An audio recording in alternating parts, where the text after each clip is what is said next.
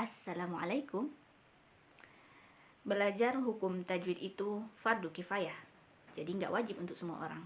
Tapi membaca Al-Quran dengan hukum tajwid yang benar, fardu ain, wajib untuk semua orang. Jadi, yuk belajar. Kali ini kita bahas surat Al-Kafirun.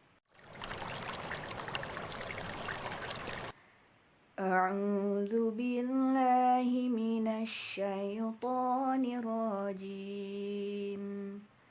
Bismillahirrahmanirrahim.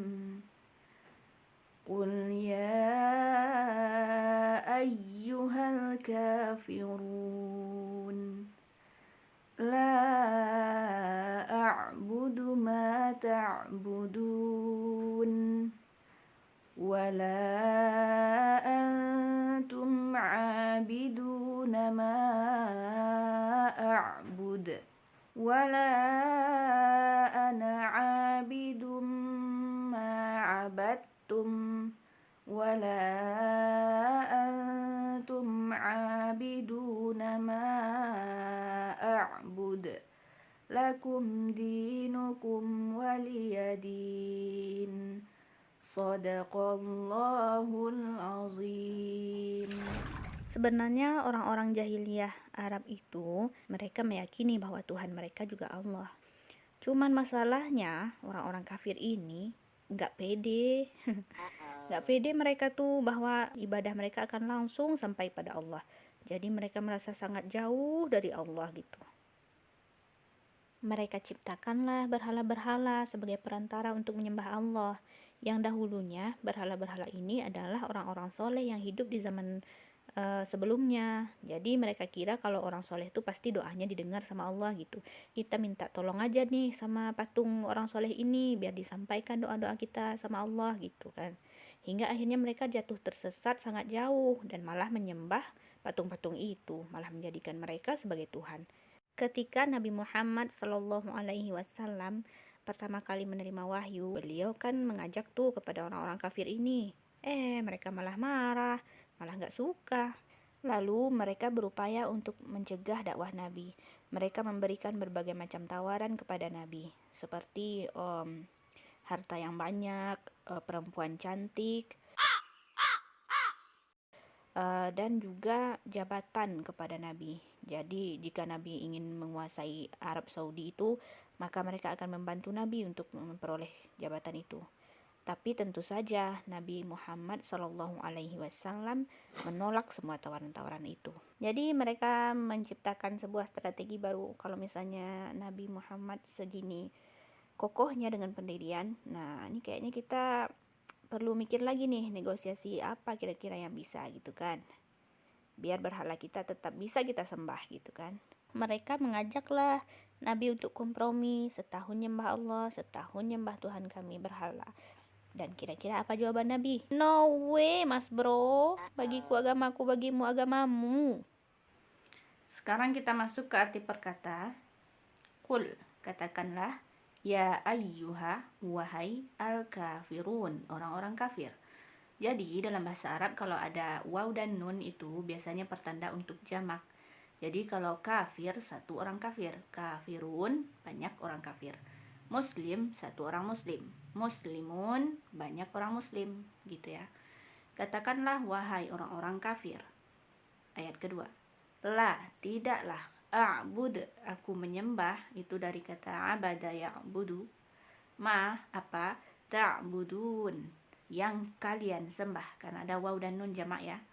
Tidaklah aku menyembah apa yang kalian sembah. Wa, dan la, tidaklah antum, kalian.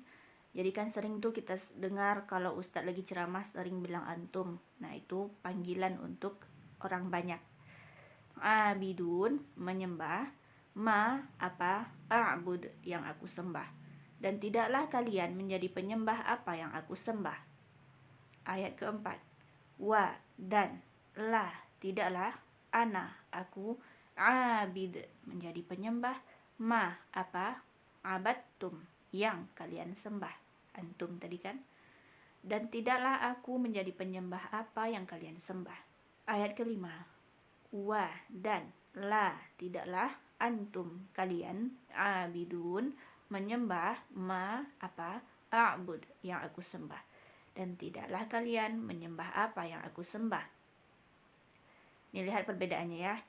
Di ayat keempat abid untuk satu orang, di ayat kelima abidun, menyembah untuk banyak orang itu ya.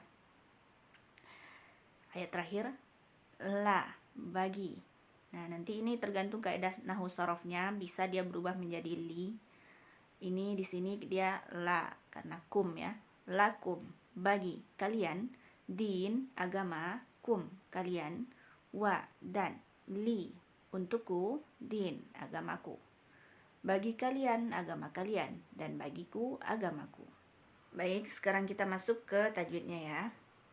Yang pertama yang warna oranye, hal, alif, lam, qamariyah ya, karena lamnya kita baca, ya kan?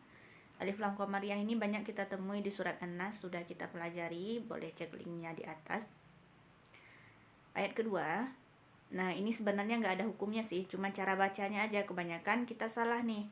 Coba perhatikan yang warna merah ada 3 tuh. Ain mati itu kebanyakan orang bacanya kayak gini. Bud mata budun gitu. La budu mata budun gitu. Nah, itu salah besar ya, karena merubah huruf ain menjadi huruf hamzah. Itu nanti bisa berubah artinya gitu. Jadi yang benar itu ainnya dibaca benar-benar ain gitu. Bud.